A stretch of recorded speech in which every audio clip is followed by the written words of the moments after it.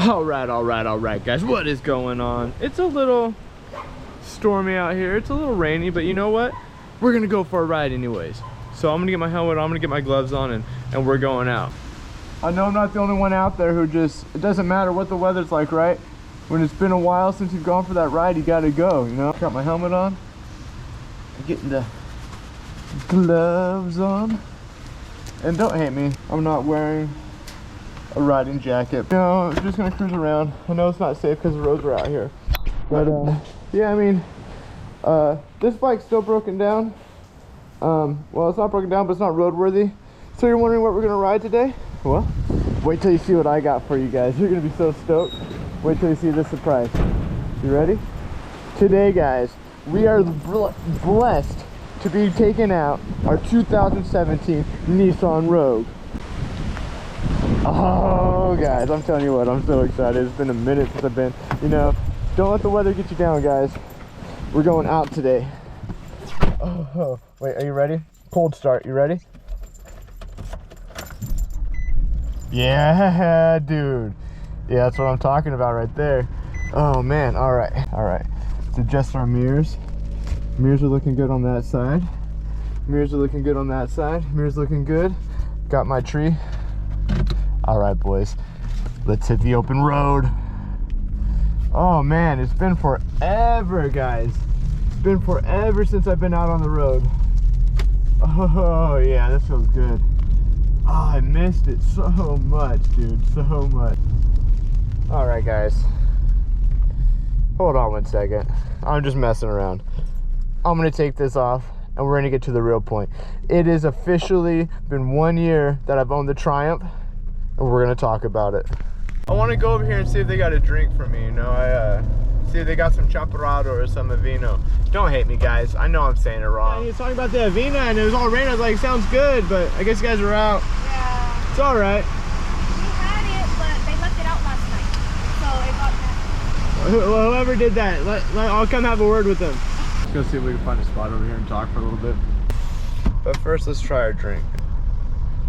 All right, that's good. I'm happy with it. I'm stoked. I'll accept that. So the story of me getting the Triumph. All right, guys, it's gonna be raining, so let's make a mad dash. So I had an R6 I was riding. I had wrecked it, obviously before I started filming my channel and everything. I wrecked the bike up on Granite Road and totaled them.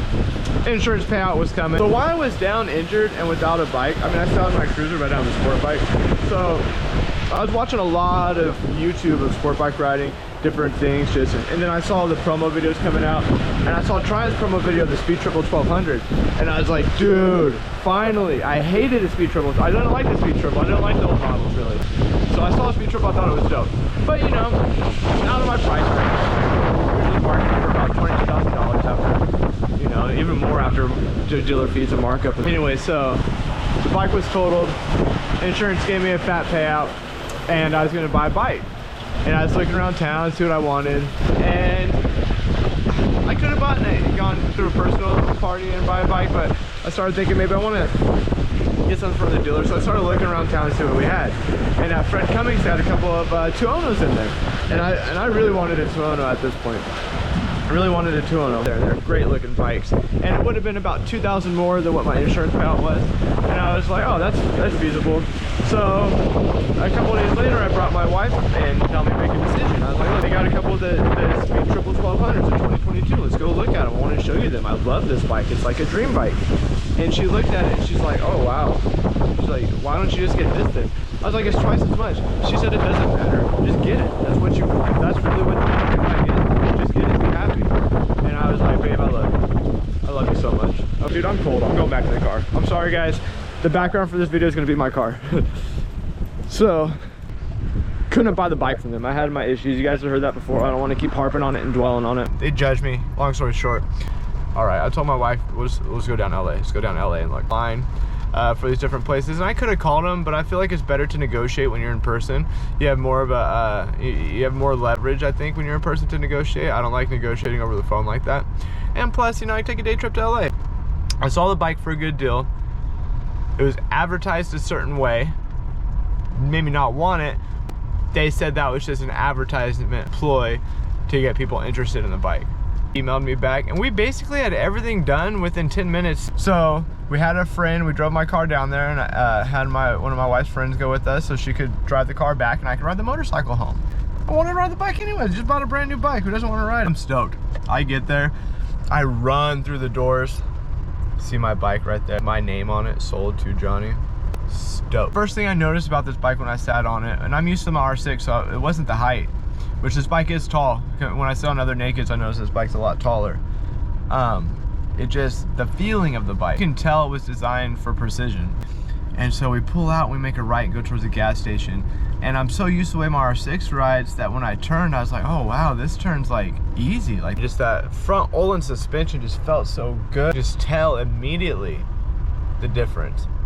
And I get on the freeway and I head home, and it's about a 3-hour ride, and it's fun, and I'm getting used to the bike, and it's feeling great. And I'm not gonna lie, on the ride home I might have, you know, gone a little faster than I should have, and it was just great, and I just loved every bit of it. And so I got home from the ride, and I rode at an average pace of like 150 miles per hour, and that I rode 1,200 miles on the trip, but the odometer had the actual mileage, the 300 miles, but the odometer said I rode 1,200 miles. I'm like, well, that's weird. But I paid no mind to it. And then I have the bike for a month, and I want to show it off to a friend, so I drive over to a shop, and I get there, and I turn off the bike, and then to talk to him, and I can't get a bike turned back on. It won't turn over. I can't get no power to it. Nothing. It's dead, and I'm embarrassed. I just bought this bike, and I'm starting to get nervous. I know I have a full warranty, but I'm still nervous. You know, like, what am I gonna do? What am I gonna do? I'm so nervous. I'm like, what am I gonna do about this? So we take the seat off, mess with the battery, get the bike started. I ride home, just take it straight home, and I talk to the Triumph dealer. They're like, huh, that's weird. And I tell them the issues that I'm having. I'm telling them how sometimes the quick shifter doesn't want to work, and I said how I was riding and it didn't want to turn back on. And so he says, well, we got to fix the bike. It sounds like there's a major electrical issue. Kept going back and forth with Triumph North America and Triumph in England, trying to figure out what the issue was. And turns out, you can't hook up the battery till the end, which I feel like you shouldn't hook the battery up till the end anyways. But if you hook up the dash for the first time, while the battery's connected, it fries it and it shorts it out. And so what they had to do was they had to put a new one on there. And so I get the bike back, and it's working good. And they threw in a free service for me. So I got a free service because of it. That's from the dealer. The dealer did this. It wasn't Triumph. So SoCal Motorcycles did that for me. They put in a new, they did the service. They put on my frame sliders that I ordered, and they put on the Triumph live screen that I ordered for free because the inconvenience not having the bike. So that was cool. Then I thanked them, and I started riding with my friends on leader bikes, and I noticed that there's a lot of wind.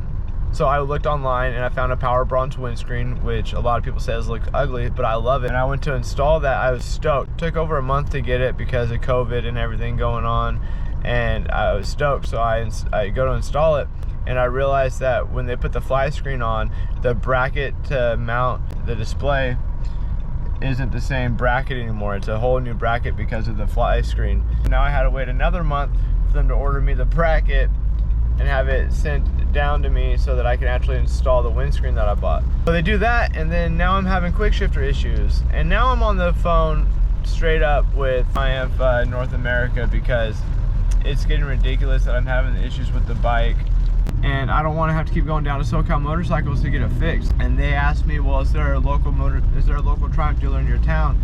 You know, Fred Cummings. And so they send me over there. And you guys see that video. They told me as a manager, it clearly wasn't, completely being rude and disrespectful to me.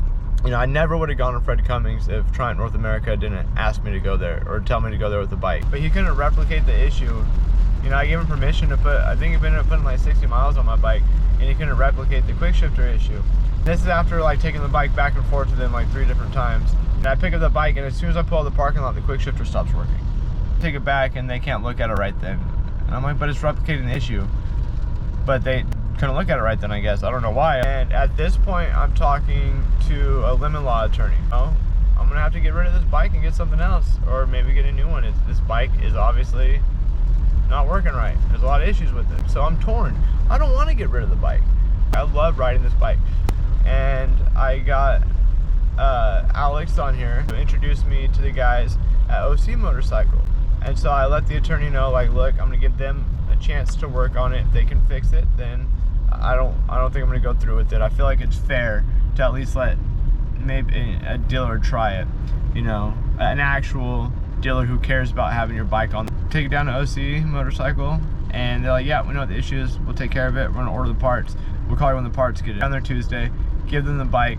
2 hours later, I'm riding the bike, and then Alex puts the tune on the bike, which made the bike even more enjoyable. But they had told me when I took the bike that it was the overflow for the radiator was low. It wasn't too low, it's not that big of a deal. There's still radiator fluid in there, you know. Bakersfield to 110 degrees, I'm riding my bike in 110 degree weather, nothing to really worry about. 2 weeks later from that, 3 weeks later from that, I noticed that there's this weird white stuff on the side of my bike. Then about 2 weeks later from that, I was going for a ride and the radiator it completely started leaking. I call OC Motorcycle. He's thinking maybe there's like an issue with the radiator cap, maybe with how hot it is, the pressure. But then I show him, he's like, no, and he actually sees it, he's like, no, that's a massive leak.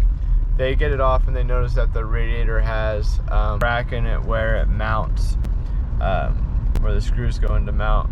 And I'm thinking that since it had slowly leaked, I'm thinking that maybe from factory there's very, very small cracks in it. And then after time of the expansion of everything from the bike getting hot and cold, those little cracks just got big and just dumped water everywhere. So I'm I'm thinking that's really what happened. But that's the update. I'm gonna be getting the Triumph back soon. I feel, because they're just waiting for it to be shipped. It's in the mail being shipped. It's on a back order, it's actively being shipped. I feel like it's gonna be here. I feel like they'll give me a call by the end of the week saying that my bike's ready. I really do feel that. But once I get it back, I don't think there's anything else wrong with the bike, and it's running great, and I love the bike, and I'm stoked on it. It's so much fun. Because once everything's done on here, like, I want to get the race fit exhaust, I really do. And I just been kind of waiting for all this stuff to get figured out before I put money into the bike on upgrades. I gotta say, this year that I've had the bike, it's probably been getting worked on. Not able to ride it, I want to say maybe about 3 months. Honestly, 3 months. But the 9 months that I've ridden it have been great. I love the bike. Like, if it wasn't for OC Motorcycles just being awesome and thoroughly caring about me having my bike on the road, I don't think that I would have the bike right now. If it wasn't for OC Motorcycle, and I would have gotten rid of it. And the fact they care makes me feel more comfortable on the bike. Some of the I love that it's comfortable. I love that it handles amazing. It's a fast bike. It's a fun. It's quick. And what's crazy about the power band is you don't realize how fast you don't realize that you're going that fast. You know, like, so, you know, I'd be on my R6, I'd be cruising on the freeway. But when you twist the throttle, like, it doesn't feel like anything, and then you hit 9,000 RPM and it just pow, takes off. This bike, no, the power band is so smooth, and so that the power is always there. It's a beautiful looking bike, and you really don't need to do much to it aftermarket. The only reason why I want to put an exhaust on it is so that I can really hear that beautiful triple cylinder engine. But yeah, long story short, man, I've been rambling, but it was worth it. I'm glad I bought the bike. I'm happy with it. Other great news, we're at 350 subscribers, guys. Yeah. Thanks for listening to me ramble about a bike while I sit inside a car. I appreciate you guys. And you'll be seeing me on my bike soon. Me and Trixie, we're gonna just ride off into the sunset together and just leave everybody behind. But yeah, we'll catch you guys on the next one. Peace.